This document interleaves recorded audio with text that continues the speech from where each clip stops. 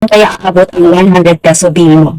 Coin force po ito siya. At sobrang ganda. Hindi ako makapaniwala nung dumating ito. Kasi nga, ayan, tingnan niyo, marami mo siyang compartment.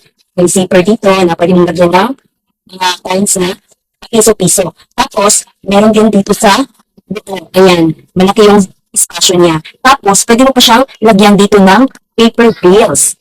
At dito sa likod, meron siyang sabitan. Ayan. Kung naka-belt ka o isa belt ng pants mo o shorts mo.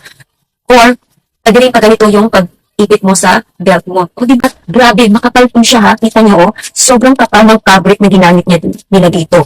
At yung stitches po niya, ito sa kanyang wallet ay makikita niyo ayan grabe, pulido-pulido.